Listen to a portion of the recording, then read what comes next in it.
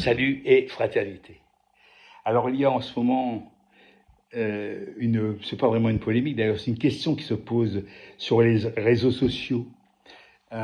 C'est la notion de démocratie à l'intérieur d'un parti ou d'un mouvement ou d'une association.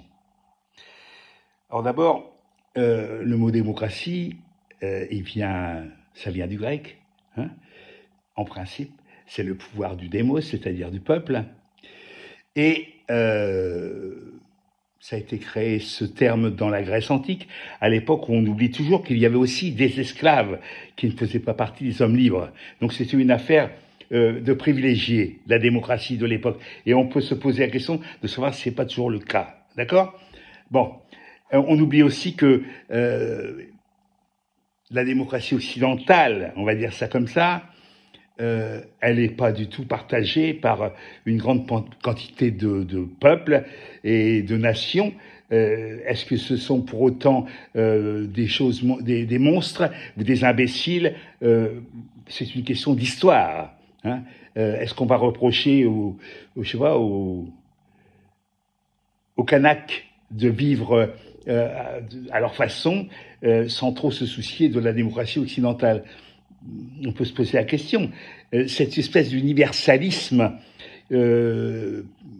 européanocentriste ou occidentocentrisme qu'on essaye d'imposer à tout le monde, c'est peut-être une vaste fumisterie. Et d'ailleurs, en tout cas, les gens commencent à se dire que il y a beaucoup d'hypocrisie là-dedans, hein, parce que amener la démocratie avec des canonnières, c'est pas terrible quand même. Bon, enfin voilà. Cela dit, je reviens au sujet, c'est-à-dire à l'intérieur d'un parti, la démocratie. Alors, d'abord, pour commencer, dans une nation comme la France, par exemple, j'ai pas choisi d'y être. Hein. C'est le hasard de la vie, de la naissance, qui fait que je suis français. Et donc soumis aux règles et aux lois de la République française. Voilà. Ça a changé dans l'histoire et ça peut encore changer d'ailleurs. Donc, j'ai pas le choix. Et donc, il y a un système démocratique que l'on peut discuter, d'ailleurs on s'en prive pas, et qui existe et auquel on adhère ou pas. Enfin, il y a des modifications possibles. Enfin, ça s'appelle la politique. D'accord ? Maintenant, j'appartiens ou pas, enfin, en l'occurrence, je vais faire comme si j'appartenais à un parti, ce qui n'est pas mon cas. Jamais. Voire pas longtemps. Admettons que donc j'appartienne à un parti, ce parti comme une association, comme un groupement, voilà. Il est basé sur la volonté, le volontarisme, et sur mon envie d'y être. On m'a pas obligé. Je suis dans ce parti, mais on m'y a pas obligé. Je peux en sortir quand je veux. N'oublions pas, il y a des statuts, il y a un règlement intérieur éventuellement. Prenons le cas d'une association 1901, ce que sont d'ailleurs à peu près les partis politiques. Je pourrais dire aussi une église. Il y a un principe réglementaire, il y a des statuts auxquels on est plus ou moins obligé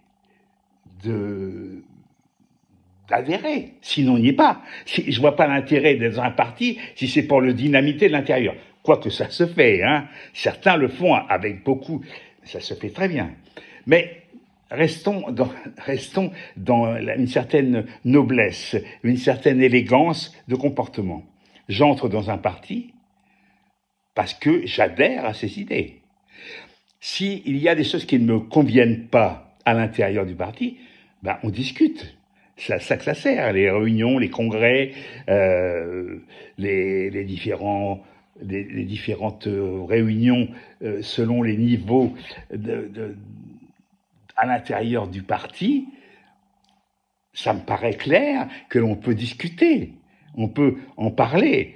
Il y a des instances pour ça. Et si on n'est pas d'accord, on s'en va. C'est très simple. Est-ce que ça a à voir avec la démocratie telle qu'elle est entendue dans un pays? Rien à voir. Je peux très bien adhérer à un parti dont le mot d'ordre, c'est ein Reich, ein Volk, ein Führer. Hein? Je peux très bien, il y en a d'ailleurs qui le font. On adhère au parti. Et dans ce cas-là, ben, on obéit aux lois du parti. Et encore une fois, si on n'est pas d'accord, on s'en va. C'est très simple. Certains l'ont fait. Moi, je n'appelle pas ça des purges. J'appelle ça, il y a une dissidence, bah, on s'en va.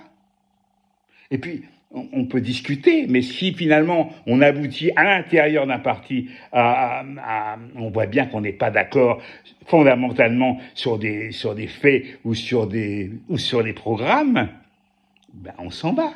C'est aussi simple que ça. Il n'y a pas du tout à stigmatiser le parti en question. Encore une fois, on y adhère ou pas. Personne vous oblige, avec une mitraillette dans le dos, à adhérer à tel ou tel parti, à telle ou telle association. Voilà, c'est aussi simple que ça.